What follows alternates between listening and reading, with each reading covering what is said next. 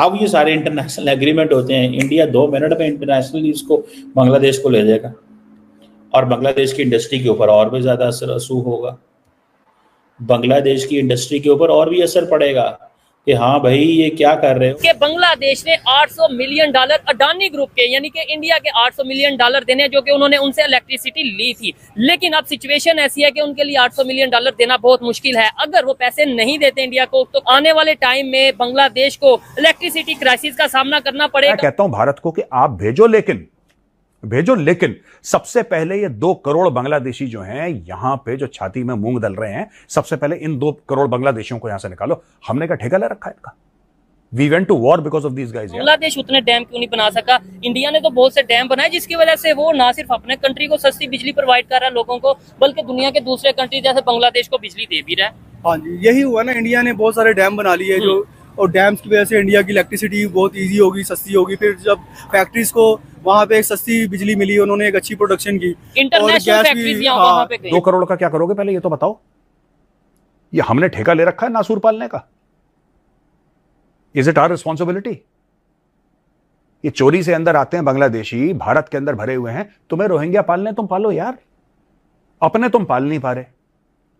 मैं मोहम्मद यूनुस से कह रहा हूं, तुम अपने पाल नहीं पा रहे, अपनों को तो तुम भारत भेज रहे हो और तुम रोहिंग्याओं के लिए तुम्हारा दिल धड़क रहा है कि तमाम मुल्कों को कोई भी हुकूमत आ जाए वो हमारे ऊपर डिपेंडेंट हो जाए, कोई भी हुकूमत आ जाए वो इंडिया के ऊपर डिपेंडेंट होगी।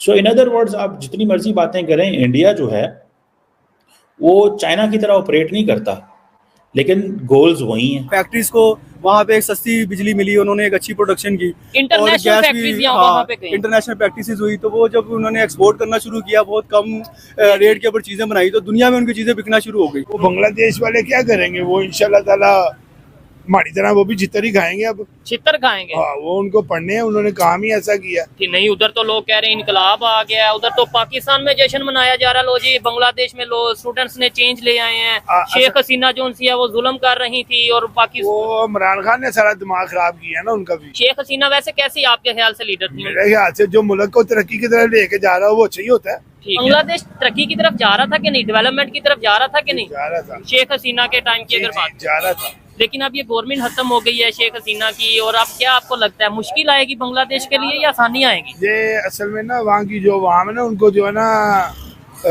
तरक्की और खुशहाली वो रास नहीं आई। अच्छा, इस वजह से उन्होंने कहा कि हम भी जो है ना पाकिस्तान के साथ मिल जाते हैं, पाकिस्तान की तरह हो जाते हैं। उस तरह हो जाते हैं, उनके साथ मिल जाते हैं। जैसे वो बद खुशहाली बद खाली का शिकार है ना, हम भी टेस्ट करेंगे क्या टेस्ट आता है इसमें। ठीक है, वरना हम तो यहाँ पे एग्जांपल दे रहे थे कि जी बांग्लादेश आगे चला गया, बांग्लादेश की करेंसी, पाकिस्तान के जो जितने वो सनतकार हैं, मिलों वाले हैं, वो सारे बांग्लादेश चले गए। ठीक है, टेक्सटाइल हाउस सब कुछ उधर चला गया। ठीक है, तो अब उन्होंने सोचा कि सारे इधर क्यों आ गए हैं, उधर जो टेस्ट था ना वो उधर हम भी जरा देखें। जय हिंद दोस्तों। तो इस वीडियो में बात हो रही है कि बांग्लादेश से अडानी का लगभग 800 मिलियन का बकाया है, क्योंकि अडानी ग्रुप बिजली सेंड करता है बांग्लादेश को। अब बांग्लादेश के जो नए राजनेता हैं और जो नए लोग सत्ता में आए, जो इस्लामिस्ट कह सकते हैं, रेडिकल माइंडसेट के लोग हैं, अमेरिका के द्वारा बिठाए गए हुए लोग हैं, वो अभी भारत को धमकियाँ दे रहे हैं। अब इनको ये पता होना चाहिए कि अमेरिका वहाँ से इनको बिजली नहीं भेजने वाला। ठीक है, ये कोई सैटेलाइट से बिजली नहीं आती है कि उधर सैटेलाइट टांग देगा अमेरिका और आपके यहाँ पर बिजली आ जाएगी। तो ये बिजली आपको भारत से ही खरीदनी पड़ेगी, और भारत जब से दे रहा था वो उधार में चल रही थी। अब इनको पेमेंट करना है, पेमेंट नहीं करते तो कई तरह की कार्रवाई भी भारत कर सकता है। हालांकि ये बहुत तरह से निर्भर हैं। अब लेकिन क्या है कि रेडिकल माइंडसेट है, तो इनको यही लगता है कि दुनिया ही हमारी गुलाम है, भले ये लोग दूसरे की गुलामी कर रहे हों। अब आप पाकिस्तान का एग्जांपल देख लीजिए, पाकिस्तान को लगता है कि भारत हमारी गुलामी करने के लिए बने हैं जी, जितने भी हिंदू हैं भारत में सभी हमारी गुलामी करनी चाहिए। लेकिन इनको ये पता नहीं है कि आपके देश का बजट डिसाइड होता है अमेरिका के इशारे पर, आपके देश का प्रधानमंत्री बनता है अमेरिका के इशारे पर, आपके देश का जनरल, सेना का प्रमुख जनरल बनता है अमेरिका के इशारे पर। तो आप बात कर रहे हो दूसरों को गुलाम बनाने की। आप लेविलेशन होता है ना वो किसी भी चीज़ का कि हाँ पुख्ता हो गया, उस तरह के टाइप के आप गुलाम पहले से ही हो अमेरिका के।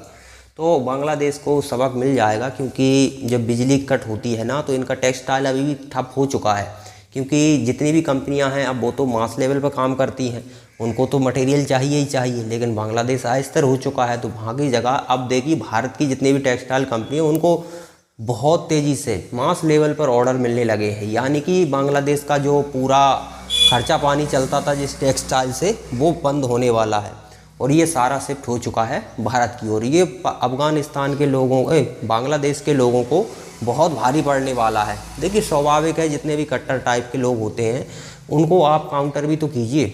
अब कोई विरोध भी नहीं करता उनका, अब पूरा बांग्लादेश इसे भुगतेगा, लेकिन बांग्लादेश के जो लोग मौन स्वीकृति उन्हें दे रहे हैं तो वो भी भुगतेंगे। अब आप मौन हो तो इसका क्या, अगर आपको लगता है कि ये गलत हो रहा है तो आपको आवाज़ उठानी चाहिए। आप आवाज़ नहीं उठाते हो तो परिणाम फिर सभी को भुगतने पड़ेंगे। मालदीव्स का हाल देख ही लिया, घुटनों पर आ गया, क्योंकि पता है कि देश चलाने के लिए किसी से थोड़ा बहुत आप पैसा खुद के लिए ले लोगे, देश नहीं चलता है। देश चलाने के लिए भारत जैसे देशों की ज़रूरत पड़ती है जिन पर आप पूरी तरह से निर्भर हो, वो आपके लिए बजट बना रहे हैं। तो भारत से दुश्मनी करने के बाद बांग्लादेश की बहुत बुरी स्थिति होने वाली है, क्योंकि देखिए जब अस्थिरता भारत बांग्लादेश में आएगी तो स्वाभाविक है भारत वही कर सकता है जो शेख हसीना के साथ अमेरिका ने किया है। और अमेरिका भी खुलकर नहीं आ रहा है, क्योंकि उसको पता है कि अगर भारत नाराज़ होता है तो अमेरिका को बहुत महंगा पड़ जाएगा, क्योंकि रूस, चाइना और ईरान जैसी कई कंट्रियां उसके खिलाफ हैं और भारत एक शक्तिशाली देश है, तो भारत का समर्थन उसे चाहिए ही चाहिए होगा।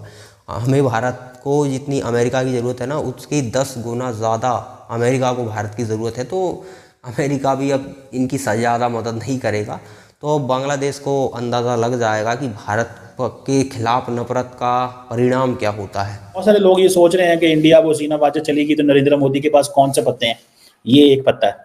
इस तरह के बहुत सारे इस तरह के पत्ते हैं। अब क्या है कि ये इंटरनेशनल एग्रीमेंट है, ये एक इंटरनेशनल एग्रीमेंट है, और अगर बांग्लादेश के और इंडिया के हालात खराब होते हैं और अगर 25 साल तक का ये कॉन्ट्रैक्ट है, आपको पता है पाकिस्तान के अंदर भी इसी तरह के हुकूमत मसलों में फंसी हुई है। This is what I believe, this is what I say, this is what I want कि ये समझें कि उन्होंने डॉक्टर जयशंकर ने और नरेंद्र मोदी ने बेसिकली इंडिया को एक ट्रैप में लिया, ठीक है, और वो बड़ा ज़बरदस्त ट्रैप है। और ट्रैप ये है कि जिसमें इंडियंस जो हैं वो बंगाली बड़े खुश हैं, शुक्र है जनाब कि हमारा वो आया है, शुक्र है कि हमारा ये आया है, ठीक है ना। तो ये एक चीज़ है, उनको तो बड़ी खुशी है कि शुक्र है कि हम इस काबिल हुए हैं कि हमारी हम कुछ ना कुछ जो है वो कर रहे हैं कि हमें कोई बिजली कहीं से आ रही है, अदरवाइज तो ये मुमकिन ही ना होता। सो उन्होंने क्या किया कि उन्होंने सारा टाइम डॉक्टर जयशंकर ने और नरेंद्र मोदी ने ये प्लान्स बनाए कि बांग्लादेश को हम क्या कर सकते हैं। और ये सिर्फ ये नहीं, यही काम ये मालदीव्स में कर रहे हैं, यही काम श्रीलंका में कर रहे हैं कि तमाम मुल्कों को, कोई भी हुकूमत आ जाए वो हमारे ऊपर डिपेंडेंट हो जाए, कोई भी हुकूमत आ जाए वो इंडिया के ऊपर डिपेंडेंट होगी। सो इन अदर वर्ड्स, आप जितनी मर्जी बातें करें, इंडिया जो है वो चाइना की तरह ऑपरेट नहीं करता, लेकिन गोल्स वही हैं। चाइना तो इतने सस्ते कर्जे दे दे के फंसा लेता है ना, इंडिया ऐसे नहीं करता। इंडिया कहता है ठीक है कारोबार करें, इंडिया अपने बिजनेसमैन को सामने लेके आता है, उन्हें कहता है इन्वेस्टमेंट करो, और इन्वेस्टमेंट करके वहाँ से चीज़ें लेता है या खुद वहाँ। अब ये सारे इंटरनेशनल एग्रीमेंट होते हैं, इंडिया 2 मिनट में इंटरनेशनली इसको बांग्लादेश को ले जाएगा और बांग्लादेश की इंडस्ट्री के ऊपर और भी ज़्यादा असर होगा, बांग्लादेश की इंडस्ट्री के ऊपर और भी असर पड़ेगा कि हाँ भाई ये क्या कर रहे हो, पहले ही आप लोग हमारे ऑर्डर पूरे नहीं कर रहे, पहले ही वहाँ पे फसाद चल रहे हैं, दंगे चल रहे हैं, मसले मसाइल चल रहे हैं, आप कर क्या रहे हो हमारे साथ। सो ये चीज़ें जो हैं दैट मेक्स द केस। सो पाकिस्तान जो है वो चाहता है कि अगर कारोबार खुले तो हम बहुत सारी चीज़ें इंडिया से ले सकते हैं, लेकिन अब क्या है कि अब इंडिया ने इतने हाई टैरिफ लगा दिए हैं कि हम वो प्याज ही नहीं ले सकते, वो टमाटर ही इंडिया से नहीं ले सकते, हम केला नहीं ले सकते, खजूरें नहीं ले सकते, बहुत कुछ।